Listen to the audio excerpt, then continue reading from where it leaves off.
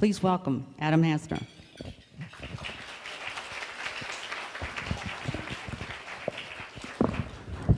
Well, good afternoon, everybody, and thank you so much for having me today. And this is a very energetic and colorful crowd, so I am just so glad to be with you. I noticed that there are actually a few smart men in the room because they showed up. Mayor, great to see you. Bobby O, my good friend, and certainly Yog and Gary, thank you guys. It's a lot easier because there's only 4 men here, but I do want to say thank you to so many of the women who I've met along the campaign trail, and I see some friendly and familiar faces. And Linda, thank you so much for your support. You have been fantastic. And so I really have enjoyed traveling the state and getting to know so many people. I can tell you this, being a pro-life, pro-Second Amendment, conservative Republican from Palm Beach County has never been easy or popular.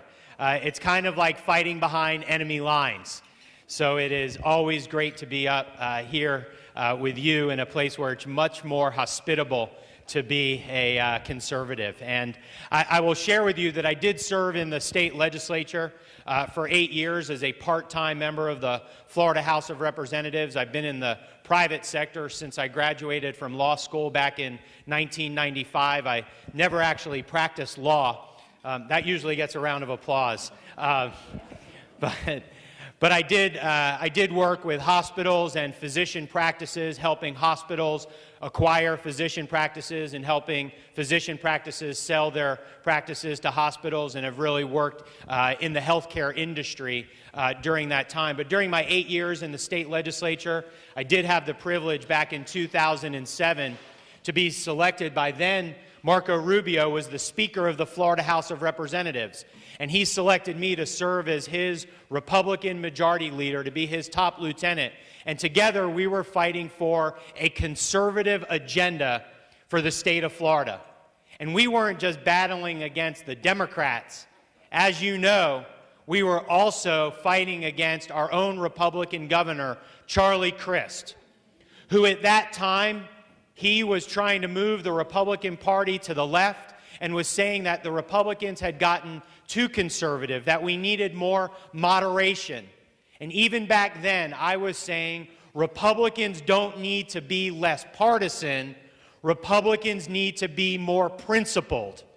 And I think that's what we need now more of in Washington, D.C., than we ever have had before.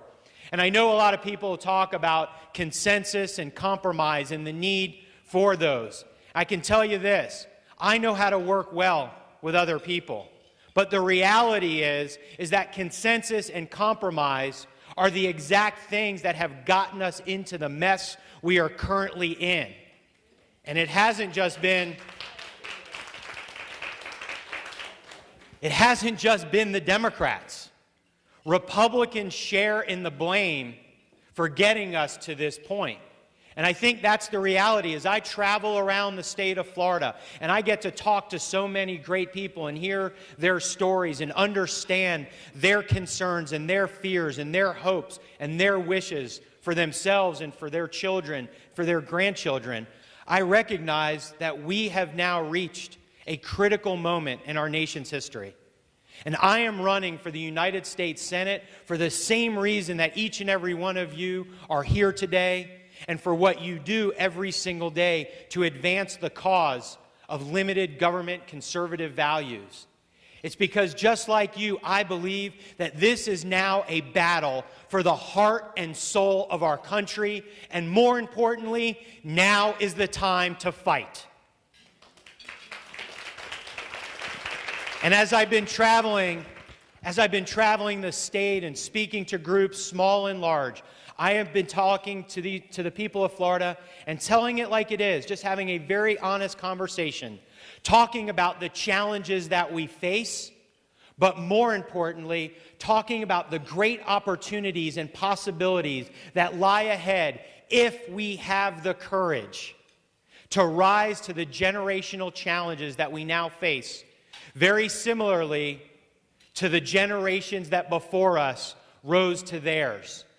Because I really do believe that this is One of those moments in our nation's history, no different than in our nation's founding. I mean, think about it. When those men, and there were no women who did this, but those men who put their names on the Declaration of Independence, they knew then that one of two things were the outcome. That they were either birthing into being a new nation based on God-given freedoms, or they knew that they were signing their death warrant.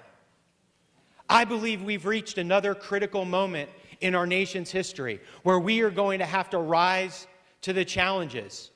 We saw it at our founding. We saw it during the Civil War. We saw it during those who helped persevere during the Great Depression and those who fought in World War II. And then we even saw it in the late 1970s when this country faced what I would say is a very similar time, when we had an economic malaise, when our standing on the global stage was being called into question. I believe there is an American resurgence around the corner if we are able to stand up and challenge the status quo, if we are able to do the tough things that America has always been able to do. But the future of this country is now in our hands. In 2010, we sent the first wave to Washington, D.C. But based on what we've been seeing, clearly, it's not enough. In 2012, we need to send reinforcements to Washington, D.C. to help get the job done. Now I know so many of you in this room were so inspired by Marco Rubio during his campaign. And Marco Rubio